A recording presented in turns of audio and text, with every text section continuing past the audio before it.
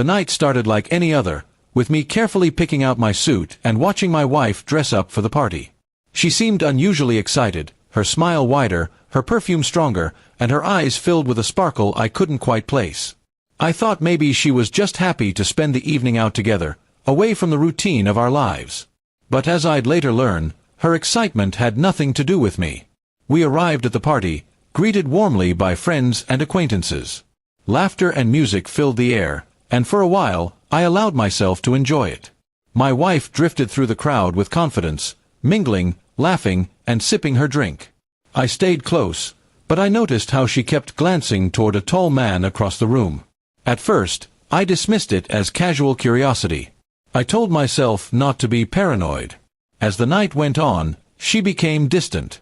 Her hand slipped out of mine more often, her eyes darted around, and her laughter grew louder when she spoke to others.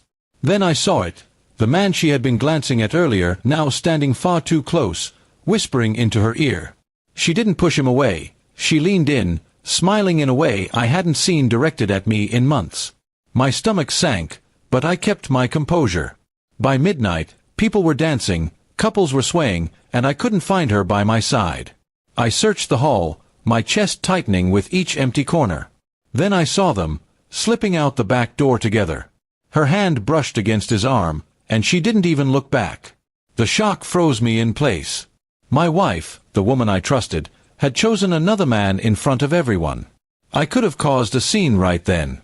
I could have shouted, demanded answers, humiliated her publicly.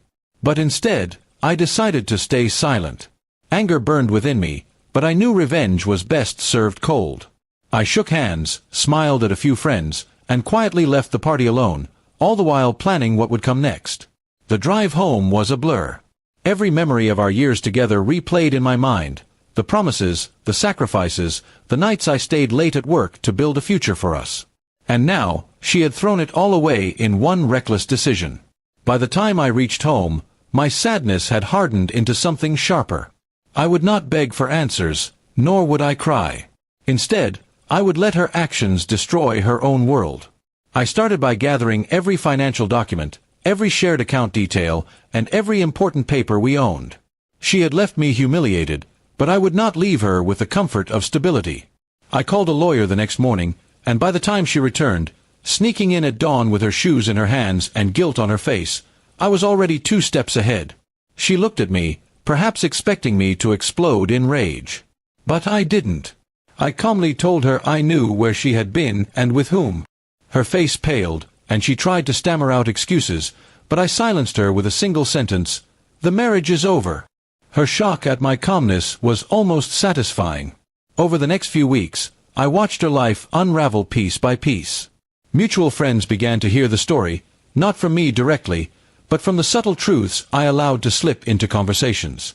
She lost respect in the eyes of those she once bragged to. When the divorce papers arrived, she panicked, realizing the financial independence she had enjoyed was gone. The man she had left with that night, he disappeared quickly, leaving her with nothing but regret. She had gambled her marriage for a fleeting thrill, and in the end, she lost both. I never raised my voice, never begged, never pleaded. I simply removed myself and everything I had provided from her world. That silence hurt her more than anger ever could. I rebuilt my life slowly, focusing on my career, my health, and the friendships that truly mattered. Each step forward was another reminder that I didn't need her betrayal to define me. She, however, was left chasing shadows, trying to fix a reputation she had shattered with her own choices. Months later, I saw her by chance at a cafe. She looked smaller somehow, worn down, her eyes tired. She tried to smile at me, as if to open a door that no longer existed. I nodded politely but walked away, leaving her sitting in the wreckage she had created. My revenge wasn't loud or violent. It wasn't a single act of cruelty. It was the steady, deliberate act of letting her destroy herself while I moved forward stronger than before. And that, I realized, was the most satisfying revenge of all.